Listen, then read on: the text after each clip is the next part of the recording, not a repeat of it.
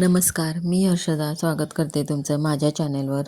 तर आज आपण बघणार आहोत फोर्टक्स ब्लाऊजचं स्टिचिंग. मागच्या व्हिडिओमध्ये आपण याचं कटिंग बघितलेलं होतं. तर बघा, आता आपण स्टिचिंगला सुरुवात करूया. ज्या क्रॉसपट्ट्या आपण तयार करून घेतलेल्या आहेत ते बघा, अर्धा इंच बरोबर मार्जिन घेऊन अशा शिवून घ्यायच्या व्यवस्थित. वरून दाबटीप देऊन घ्यायची दोन्हीला पण. आणखीन जेवढं एक्स्ट्रा मार्जिन राहिलेलं आहे तेवढं कट करून घ्यायचं बघा. अजिबात थोडंसुद्धा जास्त राहिलं नाही पाहिजे आहे, नाहीतर मग फिटिंगमध्ये फरक पडतो. तर बघा, असं कटिंग करून झालेलं आहे. आता आपल्या ह्या पट्ट्या तयार झालेल्या आहेत. आता टक्स बघूयाला आपण. टक्सचे मार्किंग करून घेतलेले होते आपण कटिंगमध्ये, ते तसे प्रॉमिनंट करून घ्यायचे आणि दुसऱ्या पार्टवर ठेवून असे त्याचे उठवून घ्यायचं आणि त्याच्यावर परत मार्किंग उठते ते डार्क करून घ्यायचे. तर आता हे बघा, मी एक पार्ट तयार करून ठेवलेला आहे, तुम्हाला दिसतोय का बघा व्हिडिओमध्ये. त्याचे एक कोपरा थोडासा बाहेर आला आहे, जो तिरका टक्स दिलेला होता त्याचा कोपरा तो बाहेर आलेला दिसतोय बघा.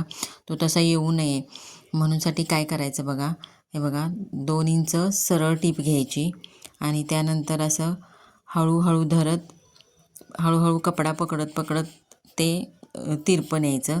जिथंपर्यंत आपण टक्स मार्किंग केलेलं आहे तिथंपर्यंत ते टक्स मारून घ्यायचा.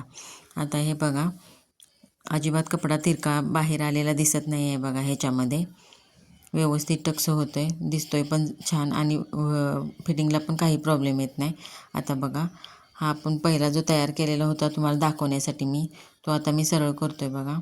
आता 1 इंच वरती घेतलं आणि 2 इंच सरळ रेघ आखून घेतली. तर तसंच घ्यायचं आपण. 2 इंच सरळ टीप मारायची आणि नंतर जिथंपर्यंत टक्स मारला आहे तिथंपर्यंत हळूहळू असं तिरकं टीप न्यायची. आता जो मेन टक्स आहे तो टक्स देऊन घेऊयाला आपण, जो की 1 इंचाचा होता आपला. तो मोठा टक्स आहे सगळ्यात. आता हा आहे छोटा, तो हुक आहे पट्टीजवळचा आहे, तो 1/2 इंचाचा घ्यायचा. 32 साईजसाठी 1/2 इंचाचा घ्यायचा. 36पासून 40च्या पुढं असं अर्धा इंचाचा घेतला तरी चालतो. हा मुंड्यातला पण 1/2 इंचाचाच टक्स घ्यायचा. हे बघा असं. आता बघा किती छान पप आलेला आहे बघा. आणि हे बघा, बरोबर आपण 2 इंच आणि वरती तिरकं नेलेलं व्यवस्थित कसं दिसतंय बघा, आतून आणि बाहेरून पण.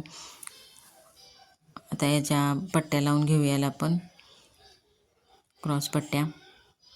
तर हे बघा, सरळवर सरळच बाजू ठेवायची आणि 1/2 इंच पुढं धरून पट्टी पुढं धरायची 1/2 इंच आणि हळूहळू जेवढं आपण मार्जिन धरलेलं होतं कटिंगमध्ये जेवढं मार्जिन धरलेलं होतं तेवढंच मार्जिन धरून टीप मारून घ्यायची. हे अशा आत मुरगळून फोल्ड घालून टीप मारायची अशी वरनं. हे बघा, म्हणजे आत काय होतं आहे, आत जाते ते शिलाई, बाहेरून धागे निघत नाहीत त्याचे. क्रॉसपट्टी फिनिशिंग चांगलं दिसतं असं केल्यानंतर. आता आपण हुकची पट्टी लावून घेऊयाल. हुकची पट्टी मी 1.5 इंचाची काढलेली आहे. मशीनवर पण हुक लावू शकतो आपण, ते पण 2 मिनटात हुक तयार होतात आपल्याला लावून.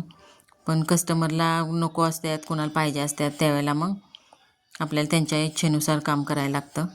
तर बघा, हे आता हुकपट्टी लावून झालेली आहे आपली. हे बघा पप किती छान आला आहे. आता आयपट्टी तयार करूया. तर आयपट्टी ही आपण 2.5 इंचाची तयार ठेवणार आहे. हे बघा, 2.5 इंचाची अशी कट करून व्यवस्थित घ्यायची. ती आता बघा कशी ठेवायची ते. हे बघा, ही अशी खालून दुमडून घ्यायची. फिनिशिंग चांगलं येतं मग खालून दुमडून घेतल्यानंतर. नंतर वरून दाबटीप मारायची, कारण ते उचलल्यासारखं दिसत नाही पुन्हा, म्हणून असं फोल्ड करून घ्यायचा. वरून एक टीप मारून घ्यायची व्यवस्थित आहे बसण्यासाठी. आता बघा, हे थोडंसं कुठं कमी जास्त होत असेल तर ते एक्स्ट्रा कापड कट करून टाकायचं वरनं. हे बघा, मार्जिनमध्ये किती व्यवस्थित धरलं तर थोडंसं का होईना पण फरक पडतो. आता हे बघा किती छान आपला टक्स आणि किती छान झाला आहे ब्लाऊज हा. आता बघा, तुम्हाला व्हिडिओ आवडला असल्यास लाईक, शेअर आणि सबस्क्राईब करा. धन्यवाद.